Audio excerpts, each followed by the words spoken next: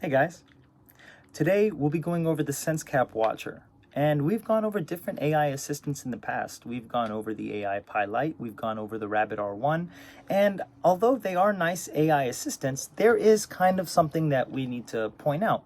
I've said in the past that if you needed an AI assistant, there's no difference between you using an app like ChatGPT or another just app, Grok, whatever floats your boat. And you can self-host certain LLMs depending on the hardware that you're using. Even if you were to get a Raspberry Pi 5 with an AI accelerator, you could technically use Ollama to host your own LLM, which is pretty cool. Now, there's been a wave, I guess, in the last year and a half when it comes to AI assistants, especially ESP32S3 AI assistants. We just got the AI Pi Lite. We did a teardown on it. I did a teardown because I mostly wanted to see what was powering this thing, even though I was about 90% sure it was an ESP32S3. Now, in the realm of ESP32S3 AI assistants, you have the Sensecap Watcher, or the Wii U Watcher, or the Sensecap Wii U Watcher. I'm not exactly sure, but you can connect this to a Jetson Nano and have it contained, and security there is pretty cool because you don't have to worry about privacy in a sense. There is a sense of privacy, and the app that you can connect this to, which is the Sensecraft app, makes that kind of pretty seamless, for the most part seamless. And I did have a lot of fun playing around with this. Now you can assign tasks to the Wii U Watcher. You can tell it to alert you when certain gestures happen in front of the device, or to tell you what is in your stock. If I put it in the closet, for example, and tell me what I have in the cabinets. You can technically place it anywhere and then talk to it remotely wherever you're at, which is pretty cool. I like that. That's actually useful. In the sense of it being a watcher, it is a good watcher, and it's actually a pretty decent security device. So later on in this video, you'll see the unboxing. You will see the kind of us using it and me using it in the shop, which it actually has some real uses in that sense. You could think of it as a kind of a security cam. I work most of the time alone in the lab, and when Alex smokes a cigarette or Derek's not here, I'm alone in the shop. Now, I don't want to sit up front and do nothing the entire time I'm alone in the shop. So what I've done is I've set up the watcher to actually stay in the front of house. And when anybody walks in, it will greet them, ask them to take a seat. We will be with you shortly. And it sends an alert to my phone. And that alert tells me, hey, somebody's here. And, to drop what I'm doing and assist whoever just came into the shop. And I think that that's pretty cool. Like, that's actually really useful. Other AI assistants, in my opinion, are useful toys in a sense, especially when it comes to like learning and education and tutoring. That's kind of their thing. If you were to give a child a AI Pi Lite, for example, and have it help him or her with their math homework, that's also useful. But you could do the same thing with the Wii U Watcher. You can have it ask questions. For example, what is the capital of Wisconsin?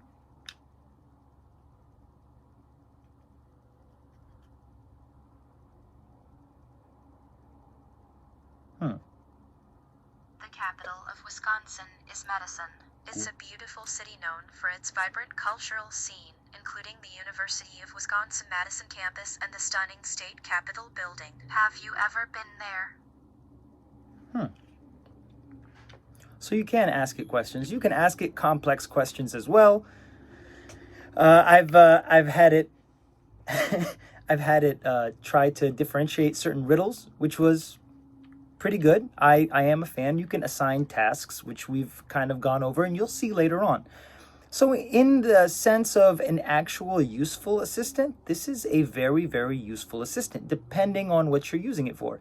I've seen videos of people placing it in their fridge so that when they're at the grocery store, they can ask it, hey, do we have Pepsi, for example? Do we have apples? It can differentiate certain objects and labels pretty well, which is, it's kind of amazing in my opinion.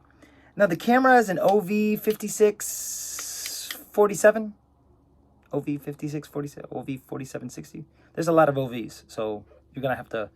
I kind of want to pull up my notes right now, but it does have a camera. In terms of audio, it has a speaker and it has a microphone, which, as far as the mics that I've seen on ESP32S3s, in the realm of AI assistants, it's a very, very decent microphone. And it does have a pretty decent speaker that you can raise the volume and lower the volume. There is a 4-pin growth connector. It does have female GPIO headers in the back. It's that 5-pin that you see on devices like the LilyGo T Embed and the T Pager, and I guess I believe the new Carpeter ADV is a 10-pin. I haven't got mine, still on the way, so I haven't exactly been sure. But you got a 1.5 inch touchscreen display, and the touchscreen display, if I can give it what it feels like, I would say it's on par with the Spot Pair ESP32S3 round display, or the Spot Pair's AI DeepSeek, but that one only had a microphone. It didn't have a speaker. It did have a headphone jack though. This one has kind of the best of everything that you kind of want to see in an ESP32S3 AI assistant. Also, it comes ready out the box and makes it really easy to set up with the Sensecraft app. Now, this is, I wouldn't say it's like the AI Pi Lite. The AI Pi Lite, you can pretty much assign it different LLM models. ChatGPT-4, Gemini, the AI Pi large language model that they have, which, just the fact that they have GPT-4 is pretty nice. Now, with this one, you can self-host. You can use a Jetson Nano. We'll be getting a Jetson Nano Super and actually helping this automate our new place, which is pretty cool because you can assign it to detect if you're asleep, for example, and it will dim the lights. And there are some actual use, like in terms of home automation and having the AI assistant involved with automating your home, it's actually pretty cool. And I like that. I like the fact that it has pet detection, so you could technically place this somewhere on the counter and keep your cat or dog from jumping on the counter or jumping on the couch. I do not have a pet, so we won't be able to go over that. As far as gesture detection, it does pretty well. So it's detecting me on the screen, which is I like that. And it's about 99% sure that I'm a human, which is pretty cool. This might be in the same realm as, let's say, the AI Pi Lite and the Rabbit R1. Now, not exactly like them, but definitely in the same realm of AI assistants. Get our trusty box cutter. Let's cut that right there. Boom. I really like the packaging. I heard that this box also doubles as a stand for the Wii U. Is that what we're calling it, the Wii U? I can't say Wii U without thinking Wii U, Wii U.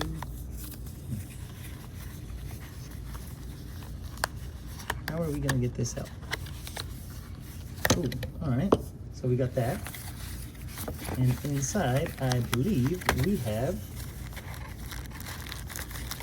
a cable for it. Be really careful not to damage this box because this box is the actual stand. So we got a couple of, I believe there might be some STL files on how to print your own stand for this guy. I know I have a Rabbit R1 stand. Ooh. So I'm actually not sure what this is. Maybe mounting hardware? Gotta be mounting hardware. Yep, gotta be 100% something to mount this guy with. Oh, we got a little, I'm guessing this is a stand that goes, yeah, that definitely goes right there. And a angle and 3M, yeah, this is definitely something to mount it with. going to avoid reading the instructions real quick, and I'm almost sure that that clips on like so. Yeah, I'm almost sure that that's it. Huh. Let's, so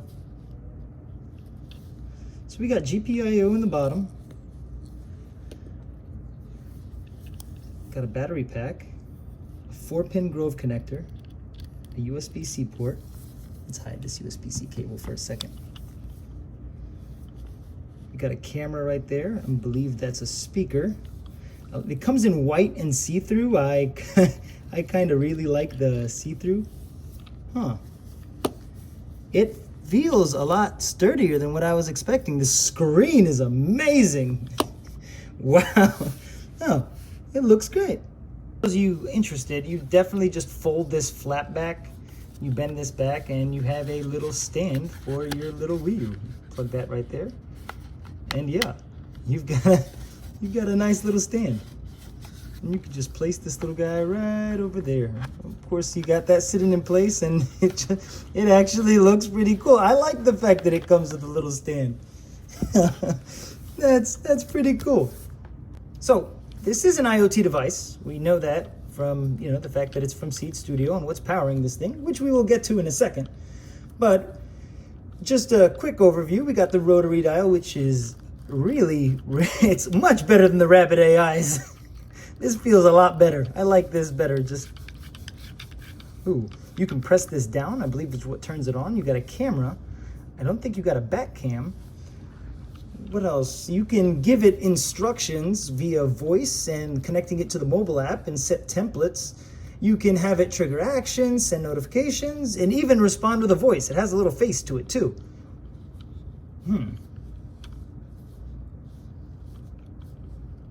I think what's especially interesting about this product in particular is it has a privacy angle. It supports on-device interfering, what is it?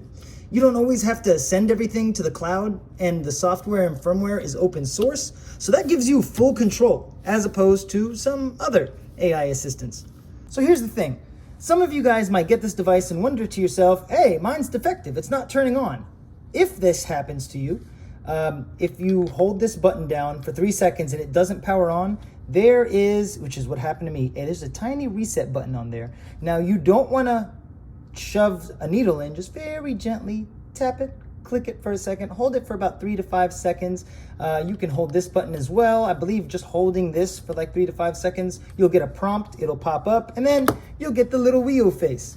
You do have to download the Sensecap app, which is where we're at now. So let's actually click add new device. All right, so just a fair warning, the setups are, like the process is kind of different. You do have to download this app, and you get these prompts. You got to let it charge. It does have a cute little UI. The LED will flash, indicate different status, listening, speaking, detect something.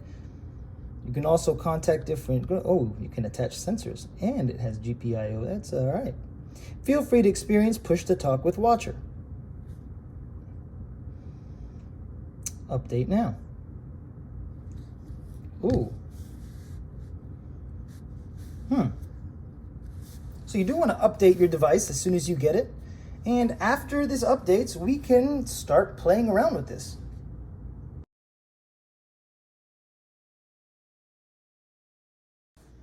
When it's in sleep mode, it quite literally goes to sleep.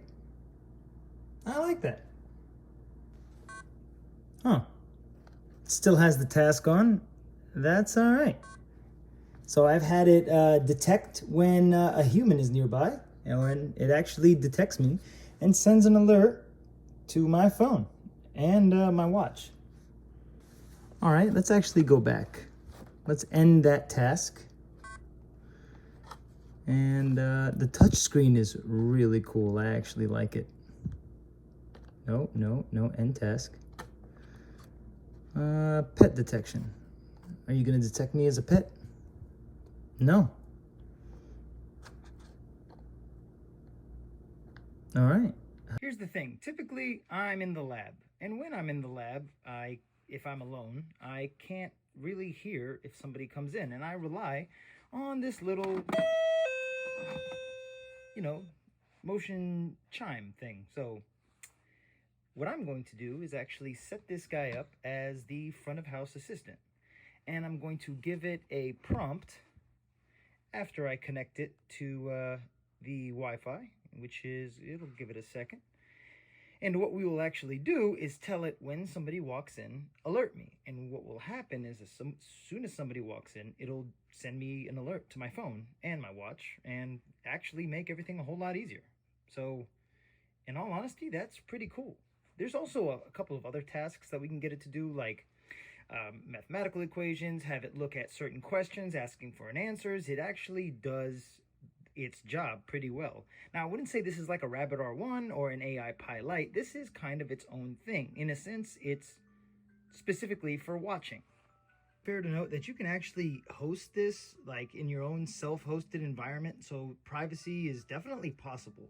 Although for this demonstration, I'll be using like the Sensecap app, so I will eventually connect this to a Jetson Nano and try to kind of contain it in one off its own thing, pretty much.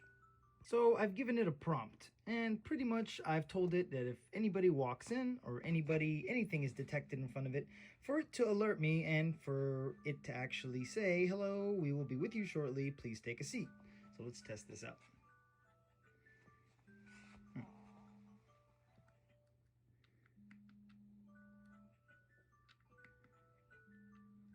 Oh, we have to actually run the task. There we go.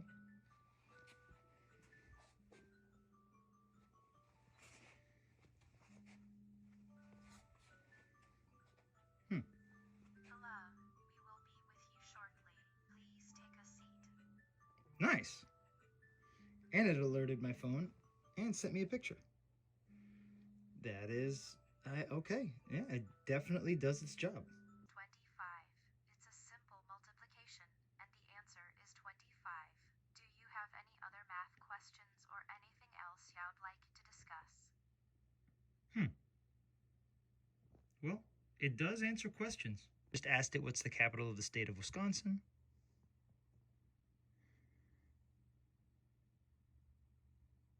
The capital of the state of Wisconsin is Madison.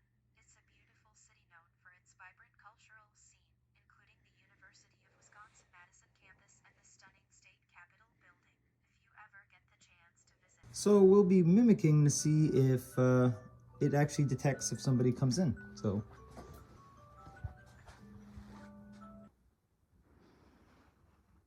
Hello, we will be with you shortly. Please take a seat. Please take a seat. I mounted it on the wall, and it actually makes a big difference. That wall mount that they attach with it comes with its own double-sided tape. I think I left that at the house, so I used the double-sided tape that we have here at the shop, which holds it pretty nice. And so far, when I test it out, and I literally just walk by, and yeah, while I'm in the lab, I am getting notifications, which is actually pretty cool.